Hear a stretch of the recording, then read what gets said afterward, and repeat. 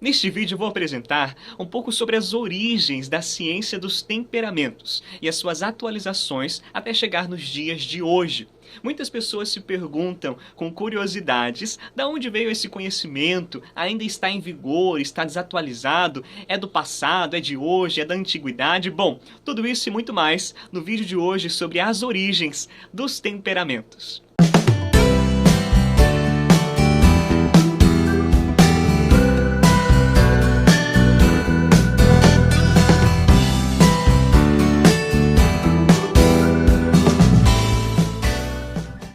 Um dos pontos mais importantes começa com Hipócrates, conhecido como pai da medicina ocidental.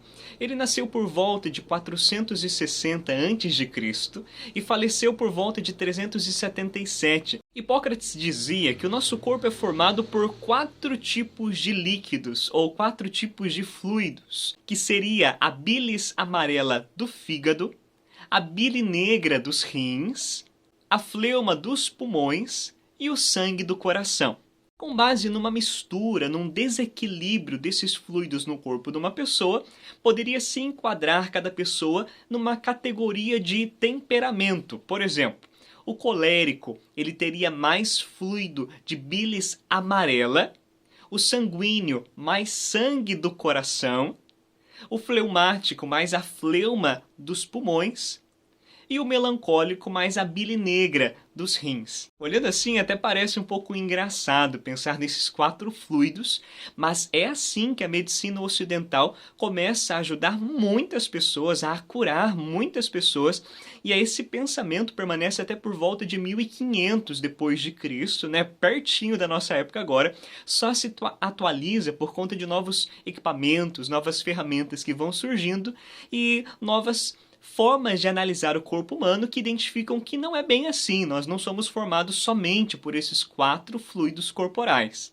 Por volta de 190 depois de Cristo, quase 600 anos depois, o físico e médico romano Cláudio Galeno, ele afirma que de fato os humores ou os fluidos corporais realmente afetam o corpo do ser humano, mas diferente de Hipócrates, que afirmava que seria de uma forma desequilibrada, na verdade ele afirma que tudo isso influencia de uma forma positiva e não negativa, não um desequilíbrio, mas sim um talento, uma qualidade, uma característica especial. Para a gente entender o quanto esse conhecimento não está tão distante de nós, quem aí já nunca ouviu falar assim, hoje eu estou de mau humor, hoje eu acordei de bom humor hoje, né?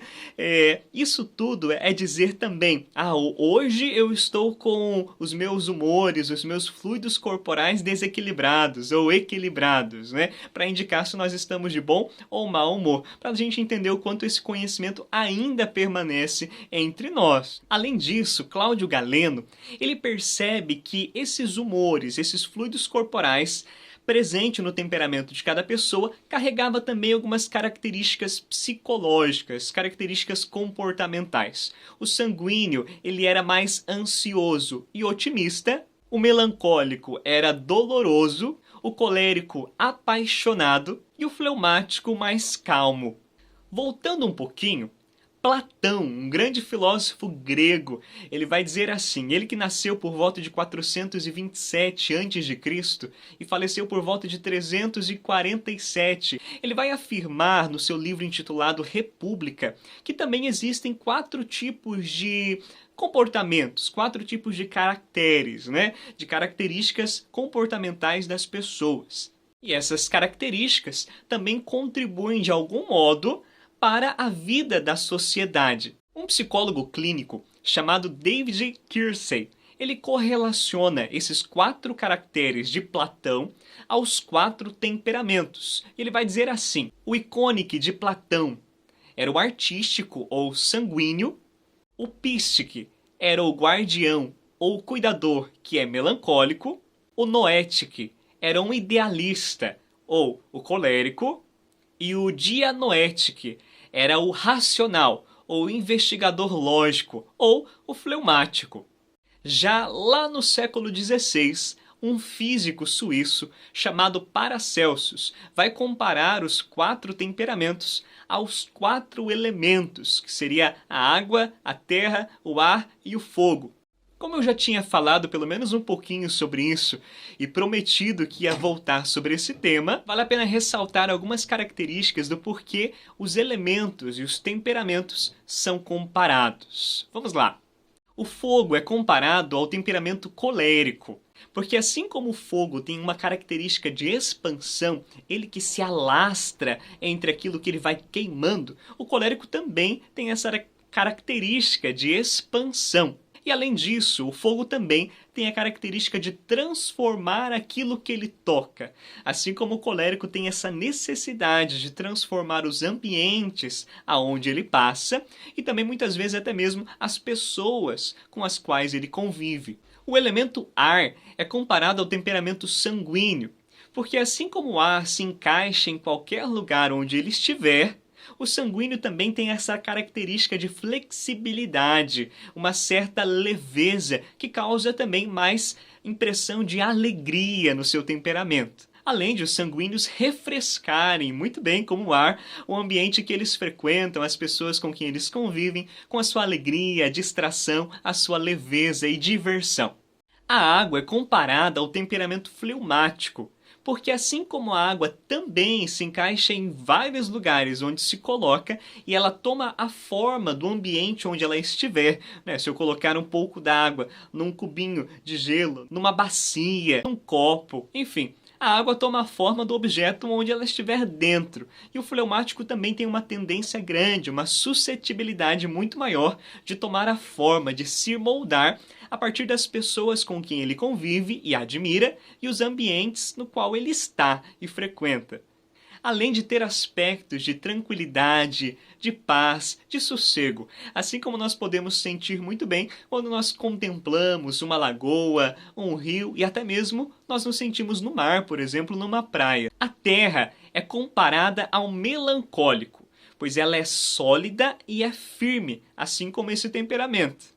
O melancólico possui muitas vezes essa inflexibilidade, não é? Essa intransigência para conservar aquilo que é importante, o que é essencial e que não deve ser esquecido. E além disso, o melancólico também segura, retém muito forte as impressões que são causadas nele através das situações que acontecem, nos ambientes em que ele estiver. Essas impressões ficam tão fortes, tanto quanto nós podemos pensar assim num pedaço de terra, num território onde nós enfincarmos uma estaca. E se nós tirarmos, fica ali aquele buraco da estaca. Né? Se nós colocarmos um lápis, né, dentro de um copo com terra, aquele lápis vai dar formato profundo naquela terra, né? Deixando uma profunda impressão daquilo que o ambiente causou nele. Sendo assim, como o melancólico possui essa profundidade, ele tem uma tendência a ter um maior nível de profundidade nas relações com os outros, tendo uma capacidade maior para ter empatia, compreensão e também leveza na compreensão do outro. De si mesmo talvez nem tanto, mas do outro sim, para entender o outro com mais misericórdia, carinho, mais afeição, mais afeto, para entender as suas fraquezas e debilidades da pessoa alheia. Corta de novo para o físico Paracelsus, né?